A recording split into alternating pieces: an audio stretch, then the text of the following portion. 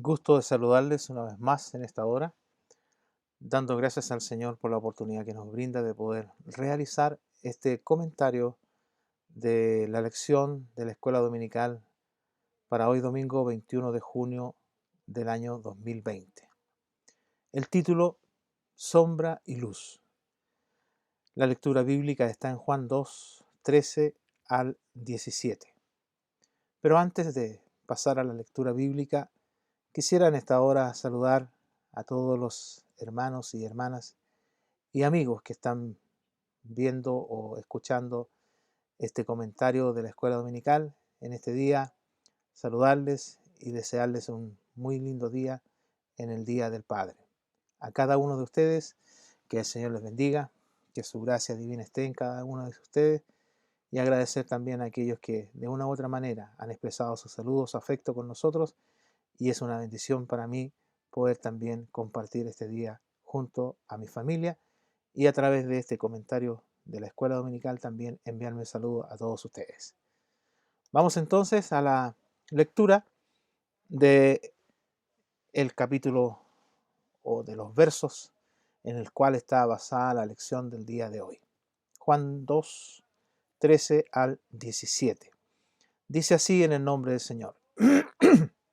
Estaba cerca la Pascua de los judíos y subió Jesús a Jerusalén y halló en el templo a los que vendían bueyes, ovejas y palomas y a los cambistas allí sentados.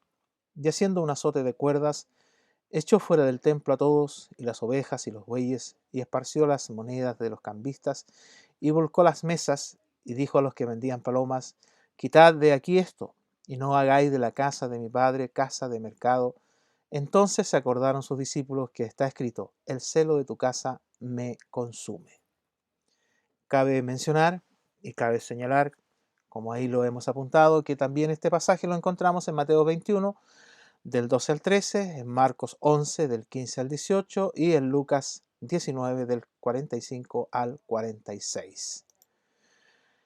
Bueno, en relación a los versos leídos, ¿no es cierto?, acá en Juan 2, podemos mencionar que después de una breve estancia en Capernaum, Jesús fue a Jerusalén para asistir a la fiesta de las Pascuas. Allí él iba a comenzar su ministerio público y lo iba a hacer precisamente en el lugar donde él desde pequeño dijo que le convenía estar, en el templo. También podemos mencionar de que en algún momento la mamá quiso que él se hiciera presente en alguna acción en relación a su ministerio antes de esto, pero la verdad es que el milagro que hizo en la boda de Caná de Galilea fue bastante discreto, ¿no es cierto?, en decir secreto o lo menos público posible.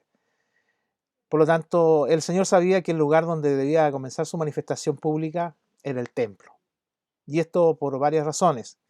Y es lo que hemos venido hablando y que en la lección del domingo pasado ya hablamos por las profecías en relación a la vida, ¿no es cierto?, al Mesías, las profecías de cuál se había hablado referente a él.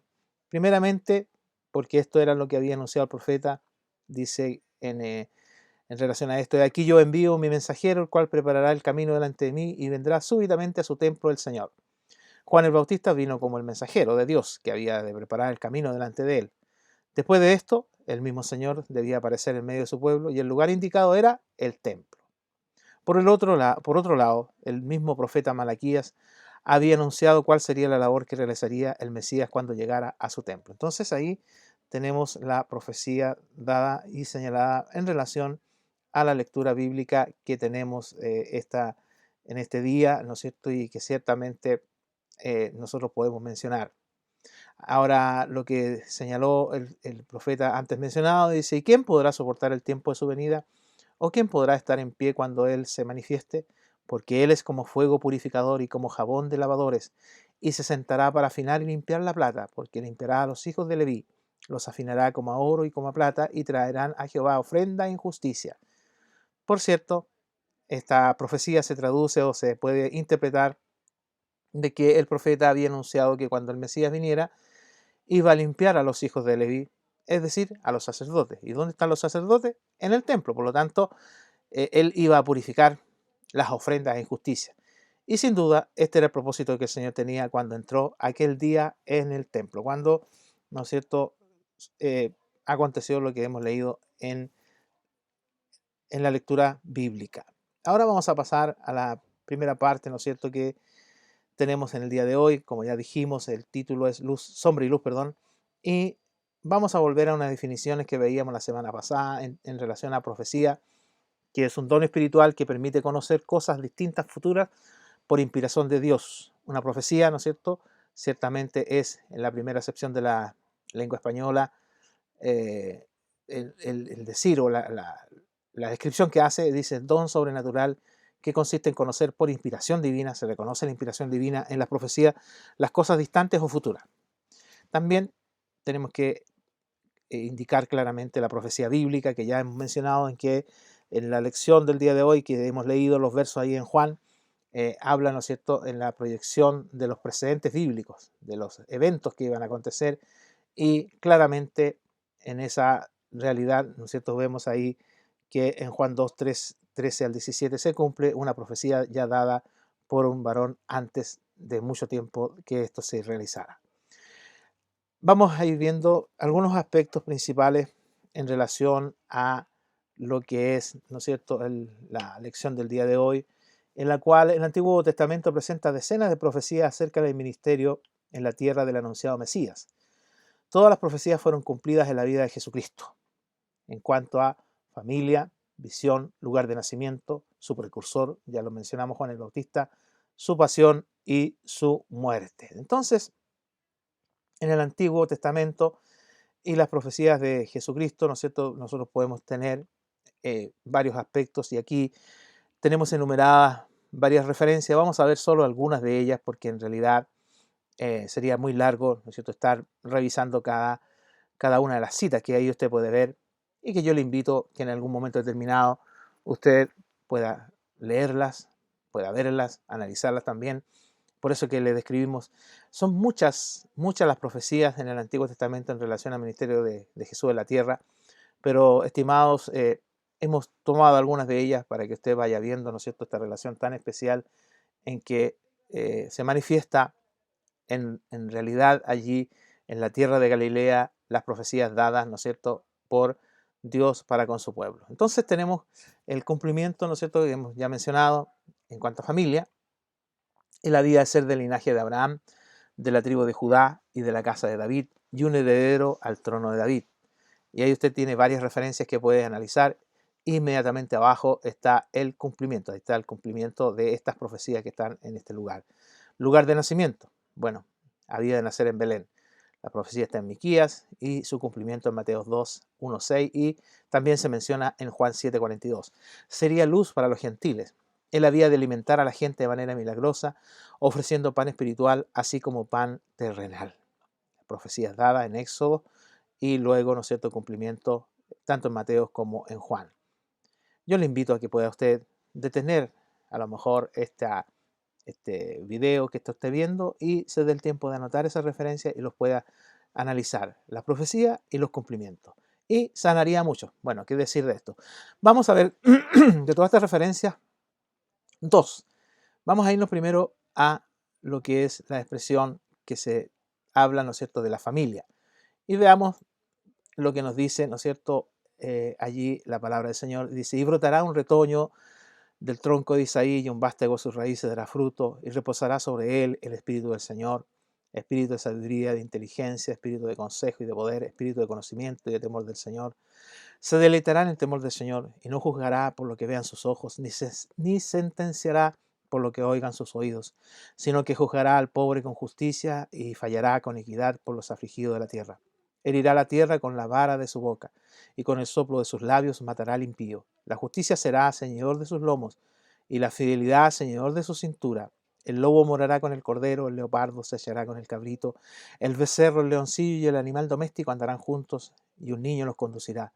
La vaca y la osa pasarán, sus crías se echarán juntas, y el león como el buey comerá paja. El niño de pecho jugará junto a la cueva de la cobra, el niño destetado extenderá su mano sobre la guarida de la víbora. no dañarán ni destruirán en todo mi santo monte, porque la tierra estará llena del conocimiento del Señor, como las aguas cubren el mar.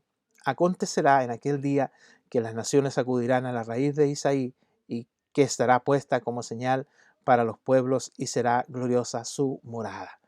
No vamos a analizar esta profecía, pero para que usted vea, ¿no es cierto?, que hay una profecía y un posterior cumplimiento. Entonces, en esa realidad, allí hay un aspecto bien importante en relación a la familia, ¿ya? Usted puede ver la otra referencia, ¿no es cierto?, que aquí están anotadas, la profecía y el cumplimiento de ella. Hay una larga, como ya le dije, una gran cantidad de ellas en el Antiguo Testamento. En referente al lugar de nacimiento, Miqueas dice lo siguiente. Vamos a Miqueas 5, 1, 2. Agrúpate ahora en tropas, hija de guerrero. Han puesto sitio contra nosotros. Con una vara herirán en la mejilla al juez de Israel. Pero tú, Belén, Efrata, aunque eres pequeña entre las familias de Judá, de ti me saldrá el que ha de ser gobernante en Israel, y sus orígenes son desde tiempos antiguos, desde los días de la eternidad. Entonces, allí se profetiza y se cumple, ¿no es cierto?, como vemos acá en Mateo 2, 1 al 6 y en Juan 7, 42. Así que yo le invito a que usted pueda estar, ¿no es cierto?, anotando estas referencias y las pueda ver también y analizarla con más detención. Vamos a continuar en relación a lo que es la lección del día de hoy, y el texto para memorizar está en Salmo 69, verso 9. Y dice así en el nombre del Señor: porque me consumió el celo de tu casa, y los denuestos de los que te vituperaban cayeron sobre mí. Qué cortito verso, pero muy importante. Cumplimiento que fue dado en el tiempo de Cristo, que ya vamos a analizar un poquito más adelante dentro de su ministerio. Cabe notar que denuesto es una palabra o expresión que se emplea para insultar. Es decir, ahí podríamos nosotros cambiar esta palabra, ¿no es cierto?, y colocar un insulto. Y los insultos de los que te vituperaban cayeron sobre mí. Bueno, hay una expresión muy fuerte allí también en ese verso. Pasión y muerte de Jesucristo profetizado. Ustedes saben muy bien, ¿no es cierto?, que la vida de Cristo fue anunciada en la profecía.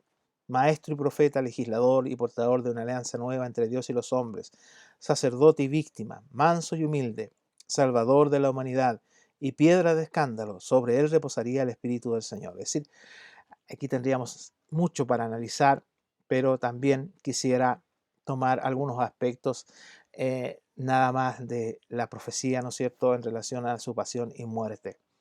Isaías se destaca como el mayor profeta que señaló la venida de Cristo, y en relación a esto nosotros tenemos ahí muchas referencias a las cuales podemos sustentar nuestro estudio.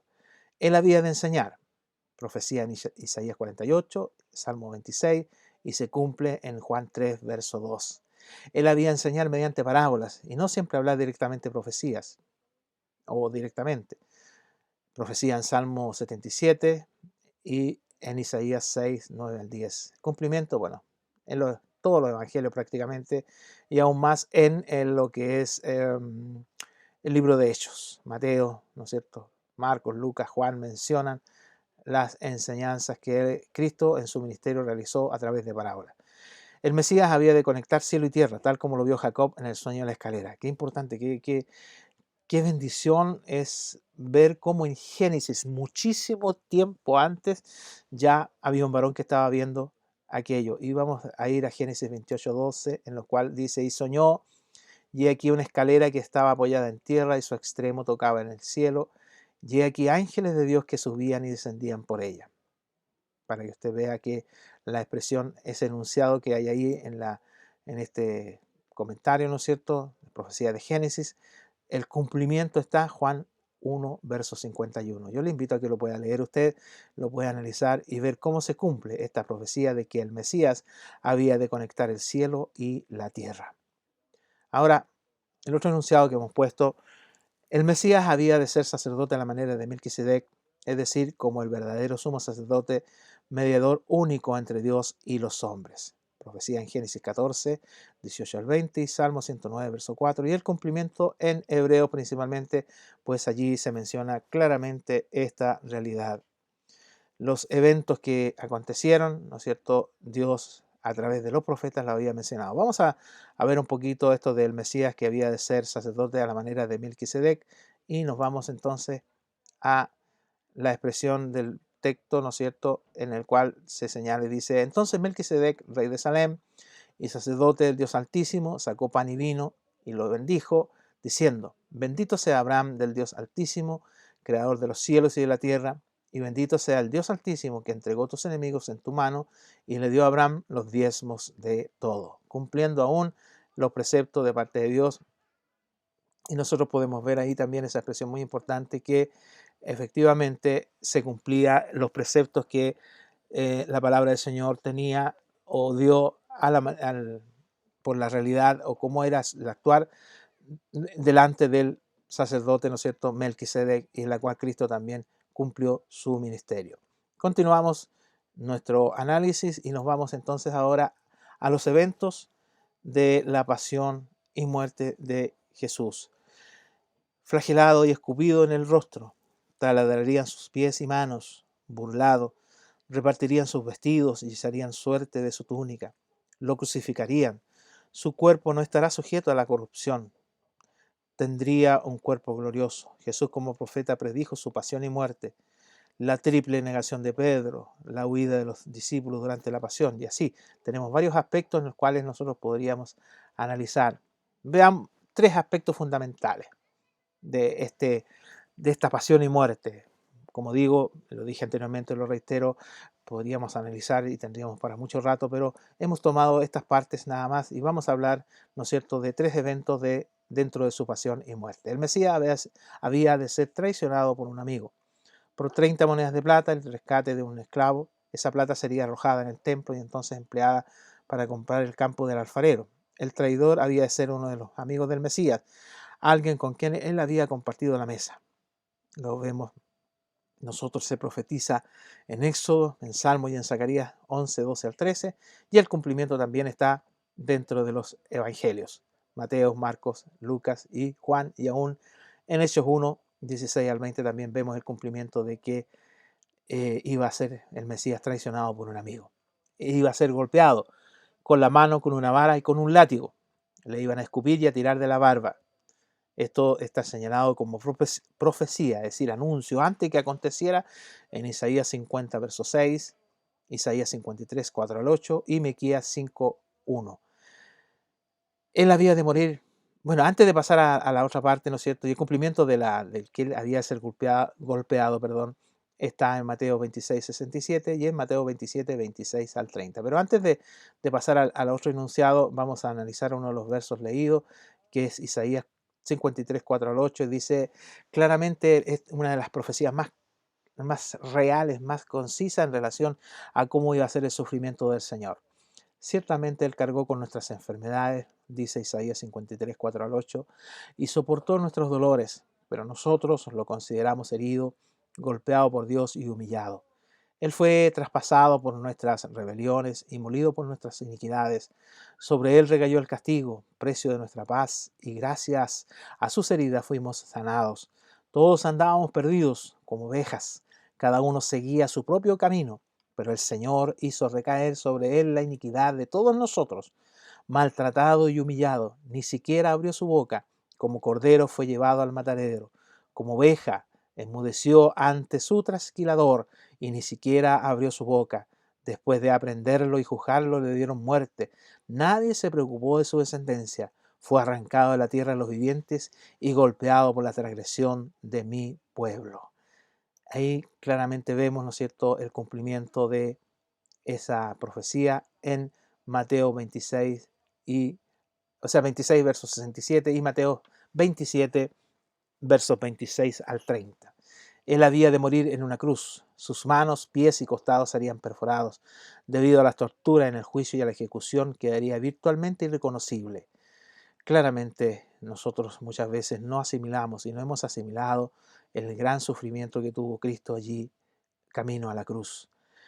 Está señalado Salmo 21, Isaías 52 y Zacarías 12 como profecías en el Antiguo Testamento, pero también en relación a esto mismo, Mateo 26, 2, en la acción, ¿no es cierto?, en el cumplimiento, en la profecía, perdón, que se iba a cumplir en Juan 19:34, Juan 20:20, en Juan 25:27 y en Apocalipsis 1:7, donde nosotros vemos que se profetizó y se cumplió que él había de morir en una cruz.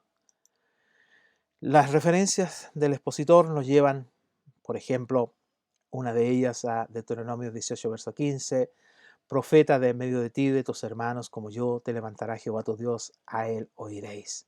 Ya en Deuteronomio se estaba profetizando. Isaías 8:14, entonces él será por santuario, pero a las dos casas de Israel, por piedra para tropezar y por tropezadero para caer, y por lazo y por la red al morador de Jerusalén.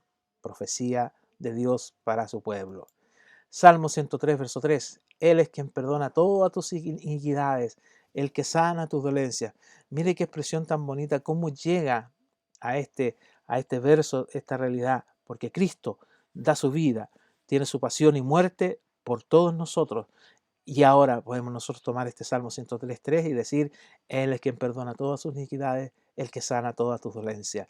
Y la otra referencia en relación a esta parte es la profecía, ¿no es cierto?, señalada o cumplida, perdón, cuando en Mateo 26:34 leemos, Jesús le dijo, de cierto te digo que esta noche, antes que el gallo cante, me negarás 3 veces.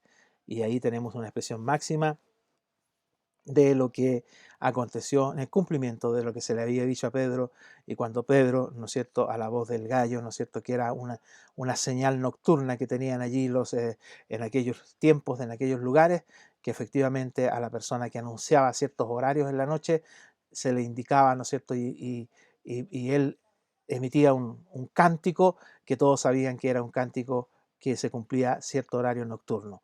Y antes que pasara eso, ya él lo había negado 3 veces. Bueno, los profetas anunciaron al Salvador. La profecía del Antiguo Testamento cumplía en Jesucristo y nosotros podemos tener ahí varios aspectos en los cuales hemos tomado, ¿no es cierto?, solamente enunciados. Cumplidas en Jesucristo, luz del mundo, redentor, Salvador y Mesías, Rey de Reyes, Príncipe de paz, Hijo de Dios, el Dios fuerte. Una clara expresión, ¿no es cierto?, en relación a lo que Jesús vino a cumplir, ese ministerio que a lo mejor fue muy cortito, pero tan importante para todos nosotros. Jesucristo vendría a servir, no a ser servido, cargaría los pecados de la humanidad. Y dentro de su ministerio, uno de los aspectos que podíamos nosotros destacar, que calmó tormenta. Los profetas entonces anunciaron al Salvador y todo esto se cumple en la palabra del Señor. Veamos otro aspecto en el cual nos encontramos, ¿no es cierto? Y ya hemos mencionado, Jesucristo vendría a servir, no a ser servido, algo que en estos tiempos muchos se han olvidado, ¿ah? Y claramente ellos tienen una vivencia muy distinta. Calmaría la tempestad o la tormenta, cargaría los pecados de la humanidad. Qué importante. Sería pastor y maestro, el Padre lo ensalzaría, el Espíritu descendería sobre él. Qué bendición. Los profetas anunciaron al Salvador, por lo tanto nosotros ahí nos debemos alegrar y nos debemos contentar porque ciertamente tenemos una bendición de tener un Dios todopoderoso a nuestro favor y que su gracia bendita nos sustenta y que su gracia bendita está a favor nuestro. Dentro de sus últimos instantes, dentro de su pasión y muerte, nosotros podemos destacar, entraría a Jerusalén sobre un pollino, ellos herirían al pastor, sería clavado en la cruz, cumplimientos de las profecías dadas, ascendería al cielo y se cumplió. Y ahora su nombre es por siempre. ¿Por qué? Porque Él es primero y el último y el alfa y la omega. Gloria a Dios por esta bendición. Qué bonito es analizar estos pasajes. Qué bonito es ver estas bendiciones tan maravillosas a través de la palabra del Señor. Y la referencia del expositor nos llevan a Zacarías 13, verso 7. Dice, levántate, oh espada, contra el pastor y contra el hombre, compañero mío, dice Jehová de los ejércitos. Hiera al pastor y serán dispersas las ovejas, y haré volver mi mano contra los pequeñitos. Se profetizó aquello y se cumplió. Salmo 22:2. Dios mío, clamo de día y no respondes, y de noche no hay para mí reposo. Ahí fue parte de una expresión profética en relación al periodo tan fuerte, tan difícil de su pasión camino a la cruz. Consolaos, consolaos, nos dice Isaías 41:2, pueblo mío, dice vuestro Dios, Hablad al corazón de Jerusalén, decidle a voces que su tiempo es ya cumplido, que su pecado es perdonado, que doble ha recibido de la mano de Jehová por todos sus pecados, la redención dada a su pueblo. Y en esta relación tenemos a Simón Pedro, siervo y apóstol de Jesucristo, nos dice en 2 Pedro 1:1, a los que habéis alcanzado por la justicia de nuestro Dios y Salvador Jesucristo una fe igualmente preciosa que la nuestra. Tomamos este verso para concluir, que también es el último verso de la referencia del expositor, para poder decir, hermanos, qué bendición maravillosa que esta sombra que había, ¿no es cierto?, del pecado sobre la humanidad, vino la luz, y esta luz vino a través de Cristo, y Pedro lo toma así y dice qué importante es la bendición maravillosa de poder tener una fe igualmente preciosa, ¿no es cierto?, como la de él. Usted y yo tenemos esa fe tan preciosa, ¿no es cierto?, que cada uno de nosotros tenemos la oportunidad maravillosa de poder entender de que Cristo vino a dar su vida por todos nosotros allí en el ministerio que cumplió, y pudo ver realizada y cumplida las profecías en él allí en la cruz.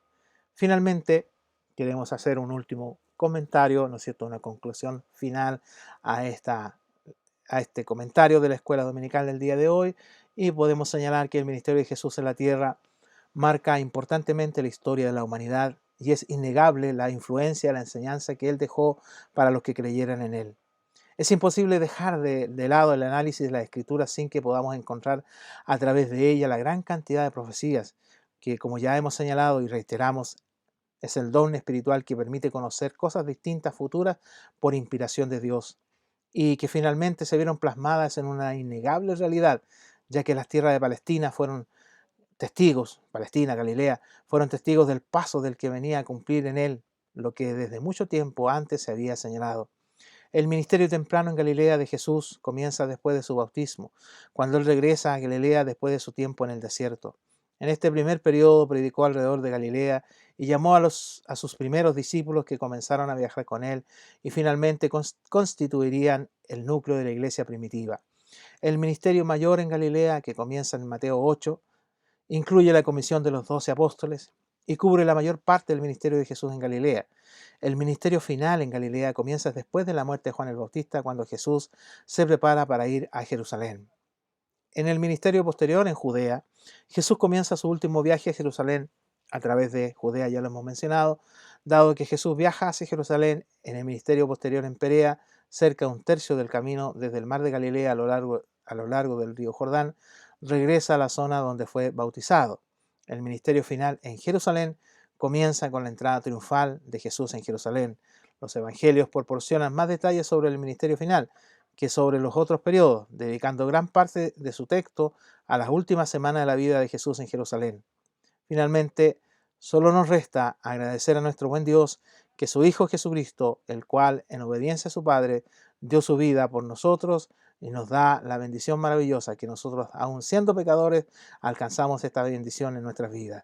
Gracias a Dios por esta bendición. Gloria a Dios por su Hijo Jesucristo, el cual nos otorga la oportunidad de poder tener la bendición maravillosa de poder saber de que aquella sombra que era el pecado en nosotros, hoy día la tenemos como una luz innegable dentro de lo que es nuestra vida. Dios bendiga el estudio de la palabra del día de hoy. Permita a nuestro Dios que cada uno de ustedes, a través de este análisis que hemos realizado, sea bendecido. Queremos en esta hora volver a reiterar nuestro saludo y afecto por todos ustedes, esperando, ¿no es cierto?, que el Señor les bendiga y que este estudio, este breve comentario de la escuela dominical del día de hoy sea de mucha bendición para todos ustedes. Hasta pronto y que Dios les bendiga.